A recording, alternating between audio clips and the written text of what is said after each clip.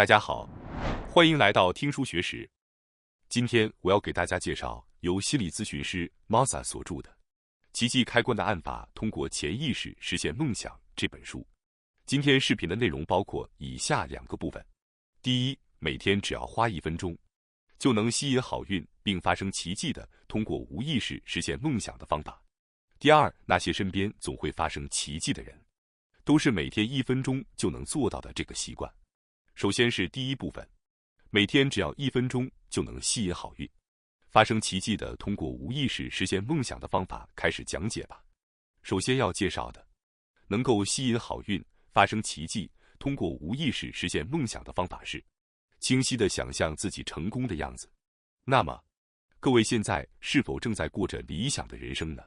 很多人可能因为人生不如意而感到烦恼，但无论你现在处于什么状况，都没关系。根据本书作者的说法，任何人都可以创造奇迹，只要你有愿望，只要不放弃，人生即使从谷底开始，也一定会好起来。因为每个人本来就拥有创造奇迹的力量，只是大家还不知道如何按下这个开关而已。那么，你们心中认为奇迹是什么呢？本书作者指出，假设你今晚打算做咖喱，首先，你会在脑海中浮现出需要的食材，牛肉、洋葱、胡萝卜、土豆等等都会在脑中出现。然后，自然而然的，你会想象去超市买食材并烹饪的画面。当这个画面浮现时，我们完全不会怀疑自己能做咖喱，通常也不会去想如果材料卖完了怎么办，或者如果用刀切到手怎么办之类的。为什么会这样呢？因为我们确信自己能够做咖喱。实际上，这种确信正是创造奇迹的重要因素。从人类历史来看，我们周围的一切事物都是从某人的脑海想象开始的。例如 ，iPhone 就是因为史蒂夫·乔布斯想过能不能把手机和电脑结合在一起而开始的。最初只是脑海中的想象，但现在却成为了许多人生活中不可或缺的东西。同样，桌子、建筑物、书架，所有的东西都是从某人的脑海想象变为现实的。这就是思维变为现实。而且，这绝非什么特别的事。就像刚才的做咖喱的例子一样，我们无时无刻不在无意识地将脑海中的想象变为现实。喝茶去购物，这一切都是从脑海中的想象开始的。就这样，我们在日常生活中反复实践着思维变为现实。那么我们称之为奇迹的东西到底是什么呢？答案很简单，奇迹就是那些按现在的自己来看几乎不可能实现的现实，实际上发生了。然而如前所述，我们本来所想象的画面是可以变成现实的，所以正因为觉得现在的自己做不到或不知道该怎么实现，才会觉得实现困难。当你突破这种不可能的状况，眼前突然出现你所想象的场景时，我们就称之为奇迹。例如，假设你希望月收入达到100万日元，而现在月收入是20万日元，你可能不知道该如何实现这个目标。正是因为这种距离感，当你真的达成100万时，我们才称之为奇迹。但是请思考一下，就像做咖喱一样，赚钱100万也是在脑海中先想象再去实现的过程，是相同的流程。也就是说，就像做咖喱一样，只要你真心想赚100万，并且在脑海中清晰地想象出来，我们随时都可以改变自己的人生。那么接下来我要介绍的第2个方法，就是日常有意识地遵循奇迹发生的5个步骤。根据本书的说法，奇迹是通过这5个步骤的综合力量而发生的。只要按照这5个步骤去做，任何人都可以毫不迷茫的、可靠的创造奇迹。这5个步骤分别是：1. 许下愿望； 2. 坚信并不怀疑； 3. 怀着兴奋感去行动； 4. 对小事心怀感恩； 5. 发生巨大的奇迹。这是非常重要的关键点，要想获得成功，必须将这5个步骤结合起来，形成综合力量。例如，只是许愿，或者只是怀着兴奋去行动，遗憾的是，很可能不会成功。接下来，我将简单说明每一个步骤。第一步，明确自己的愿望。当然，并不需要勉强去寻找，重要的是意识到那些心中突然浮现的最真实的愿望。无论是什么愿望或梦想都可以，将其写在笔记本上，日常中不断意识它，是关键。第二步，坚信并不怀疑。接下来重要的是坚信而不怀疑。就像你决定今晚做咖喱时，你不会怀疑自己做不出来。同样的，也要坚信自己的愿望一定会实现。5个步骤都很重要，但如果非要挑出一个，坚信并不怀疑无疑是最核心的要点。当然，有时也会涌现不安或怀疑的情绪，这时就可以实践下面要介绍的幸福的3大原则，来缓解这些情绪。幸福的3大原则是：1. 吟唱美好的言语； 2. 心怀感恩； 3. 祝愿他人的幸福。实际将这3件事说出来做，可以让我们更接近相信自己的愿望，保持不怀疑的状态。第3步，怀着兴奋感去行动。不过，仅仅相信而静静等待，奇迹是不会发生的。同样皱着眉头拼命行动，结果也未必会跟上。实现奇迹的关键法则，在心中感受愿望已经成真的状态，心怀激动和喜悦去行动。这就是第3步，怀着兴奋感去行动。第4步是对日常小事心怀感恩。日常的小小感恩，最终会汇聚成巨大的奇迹。要乘上奇迹的浪潮，就不能忘记日常的小小感恩。对每一件事情发自内心地说谢谢，这非常重要。第5步，发生巨大的奇迹。小奇迹的积累，最终会吸引巨大的奇迹。过去只觉得是别人的惊人奇迹，现在也会真实发生在你身上。只要踏实地执行这5个步骤，任何愿望都可以实现，奇迹也能发生。希望大家先从每天意识第1步，明确自己的愿望开始尝试。接下来我要介绍的第3个方法是通过无意识和嫉妒心，意识到自己的真正愿望。在刚才介绍的5个奇迹步骤中，最难的部分或许是明确自己的愿望。很多人即使被问到你的愿望是什么，也很难立刻回答。第1步就是先许愿，你希望成为什么样的人，有什么梦想，完全不需要顾虑，不必害羞，要自由诚实地面对自己的内心。也有很多人会说，我还是不太清楚自己的愿望。这时，我来分享一些小提示，帮助你更容易产生愿望。本书的作者建议，我们最好同时拥有2个愿望，一个是稍微努力一下就能实现的愿望，另一个是非常宏大的愿望。拥有这2个愿望是关键所在。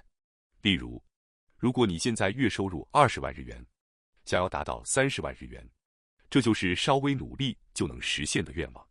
你可能会觉得，通过做副业或学习投资，如果努力一下，也许就能实现，这会带来一种期待和兴奋感。而另一方面，希望能住在大别墅里，则是非常宏大的愿望的典型例子。实际上能否实现相当不确定，但即便如此，也要抱有这样的宏大愿望，不要否定它。只要有 0.001% 的希望，就要坚持愿望不放弃。同时，最初阶段更容易从那些能感受到真实感的小愿望入手，也是事实。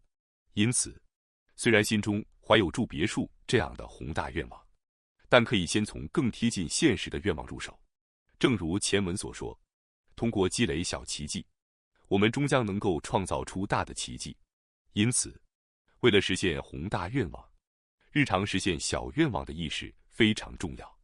这个愿望可以是心中突然浮现的想法，或者深深触动心灵的愿望，任何都可以。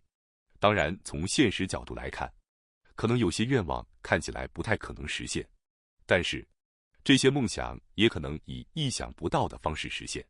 只要是真心感到兴奋的梦想，无论多大，都可以拥有。当然，也有人会觉得我就是想不出自己真正想要的梦想。这种情况下，建议可以尝试找出自己究竟嫉妒谁。在看网络或电视时，你是否曾有过羡慕的感觉，或者某件事让你心里觉得有些挂念？实际上，这些都是非常重要的信号。也许你的内心真正想做某件事，但一直在忍耐，或者想尝试但缺乏勇气，这些情绪就以嫉妒心的形式显现出来。换句话说，你的真正愿望就隐藏在这些嫉妒情绪背后。所以，当你不知道自己的愿望时，先多接触各种信息，并观察自己的情绪变化。如果你在某一瞬间感到羡慕某人，或心里有嫉妒的感觉，就可以从这里开始探寻你的真正意图。你可以问自己，那么我真正想做的是什么呢？另一个推荐的方法是发现自己无意识中潜在的愿望。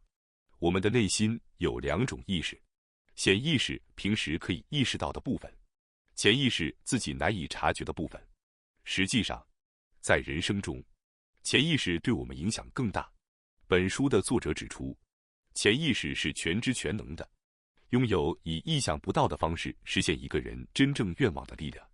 例如，假设有一个人曾经想成为歌手，即使这个梦想没有实现，他也可能在家庭生活中遇到命中注定的人，一起创业并取得成功，过上幸福的人生。也就是说，正因为最初有那个宏大的梦想，他才会朝那个方向迈出步伐。虽然结果以不同的形式出现，但依然到达了美好的人生。当我们希望在人生中创造这样的展开时，最重要的是在追求愿望的过程中珍惜那份兴奋和喜悦，同时也要灵活接受在前进的过程中，梦想内容或实现方式可能发生变化的事实。希望大家意识到，有时候愿望会以意想不到的方式实现，而这种意想不到正是奇迹的本质。接下来我要介绍第4个方法，通过积极的话语清除内心的杂草，从而实现无意识梦想的方法。即使找到了自己的愿望，在朝着愿望前进的途中，我们也必然会浮现一些否定性的想法，例如反正我没有才能，果然还是不行啊。这种想法出现是很正常的，你并不是唯一会这样想的人。首先要安心，明白这并不奇怪，负面想法每个人都会有。这也是为什么在之前介绍的5个步骤中，培养坚信而不怀疑的态度非常重要。心就像一块小小的田地，为了实现愿望，需要播下愿望的种子，耕耘土壤，浇水施肥，最终种子会发芽开花。但是周围总会长出杂草，杂草是自然现象，不可避免。如果放任杂草生长，那么辛辛苦苦播下的种子就无法茁壮成长。因此，必须将杂草清理干净。这里的杂草指的是我们错误的思维定式或陈旧观念，例如我不行的固有想法，与他人比较后的自卑感。这些杂草会成为不行动的借口或自我否定，从而阻碍奇迹的发生。尤其需要注意的是，忍耐是美德，忍耐很重要的观念，这些只是旧有观念或固有思维而已。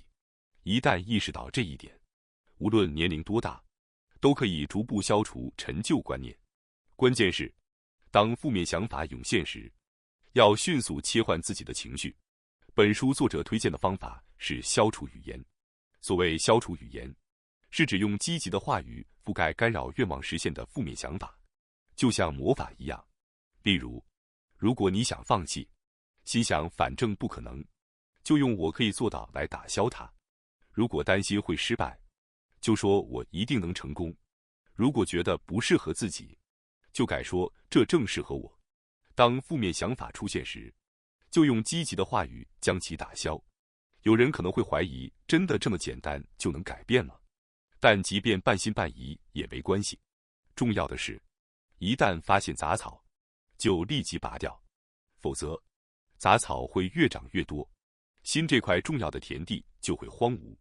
所以，当否定的想法涌现时，请尝试使用这种积极的话语，这样心会逐渐轻松，行动也会自然而然的萌芽，周围的景象会变得不同，即便失败也不会太在意。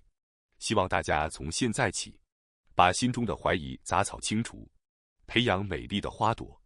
从你真正想改变的那一刻起，人生就会开始向前推进。接下来我要介绍的第5个方法是，即使年纪大了，也不要放弃奇迹的方法。本书的作者说，人生从任何年龄都可以改变。随着年龄增长，我们无疑会积累智慧和经验。正因为如此，年纪大的人反而更容易实现梦想。人生从任何年龄开始都可以重新开始。实际上，很多人已经证明了，人的能力无论年龄多大都不会结束。如果你不想把年龄当作借口，可以试试前面提到的用积极话语进行替换的方法。例如，当你觉得已经太晚了，就默念现在是最好的时机；当你觉得我已经老了，就告诉自己此刻的人生是最年轻的。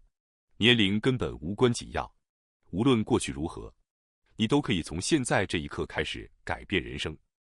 而这种可能性，无论年龄大小，对每个人都是平等开放的。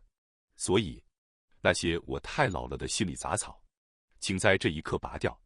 接下来是第二部分，那些身边总会发生奇迹的人，都是每天1分钟就能做到的这个习惯。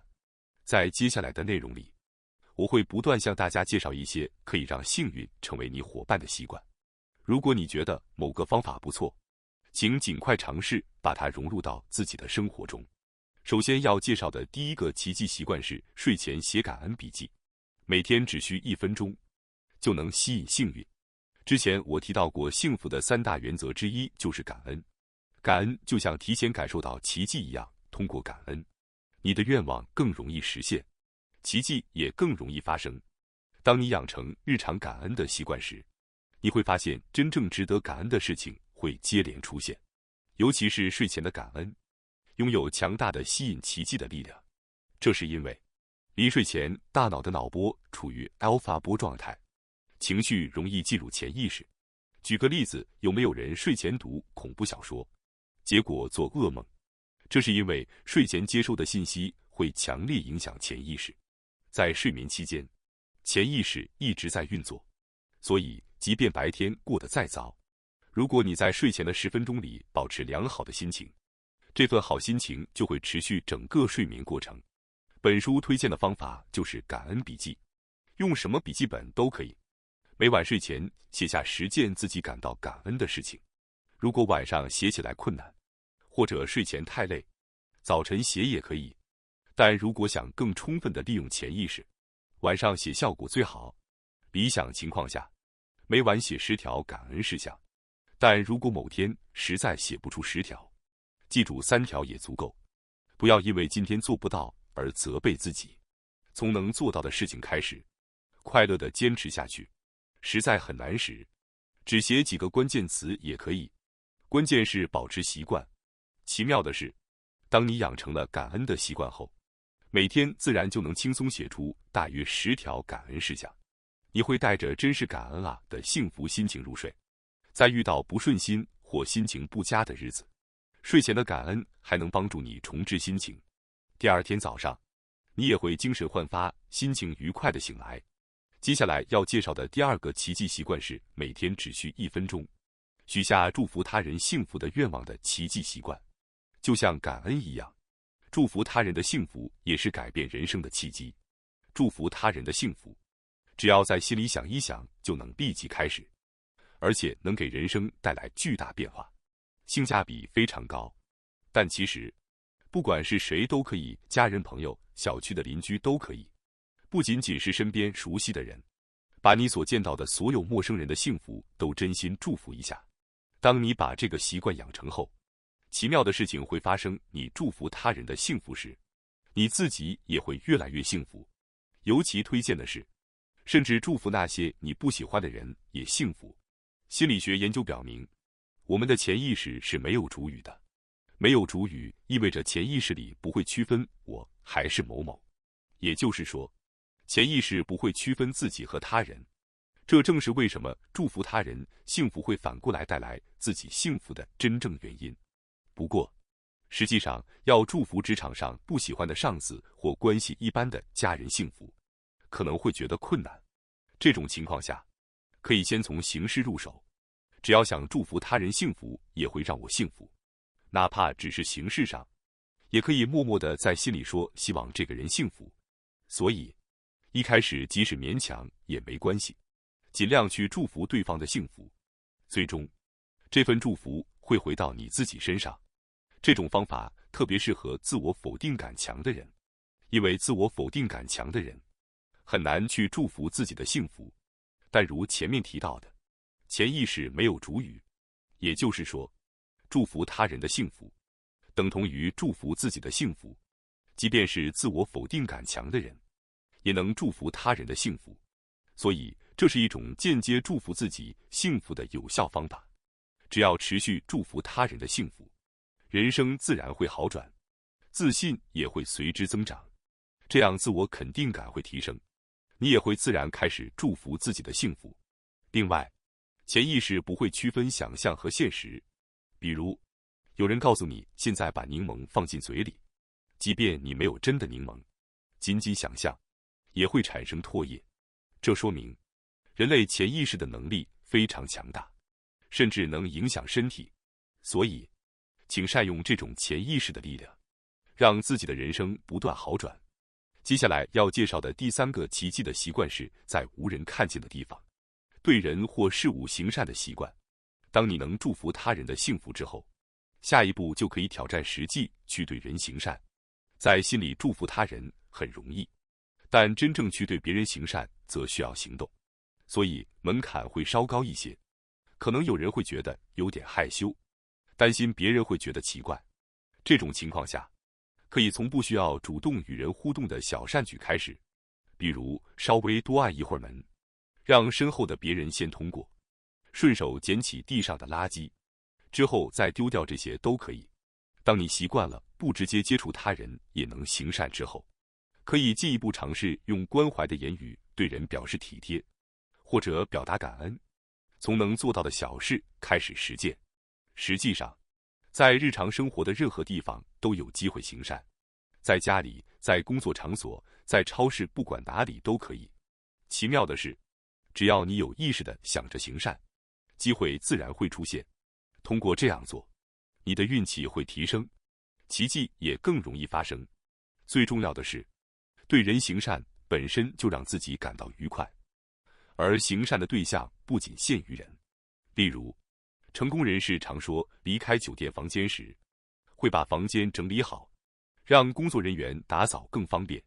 因此，在无人看见的地方，对人和物行善，实际上非常重要。希望大家能从今天开始，将这些方法融入到日常生活中，让自己的每一天都充满积极、幸福与奇迹。记住，奇迹不是遥不可及的，它就在你我的身边，只要你愿意去发现、去实践。感谢大家收看今天的节目。如果你喜欢我们分享的内容，记得点赞、订阅并开启小铃铛通知，第一时间获取我们的更新。在下次的节目中，我们将继续为大家分享更多有益的书籍。再次感谢大家的支持，我们下期再见。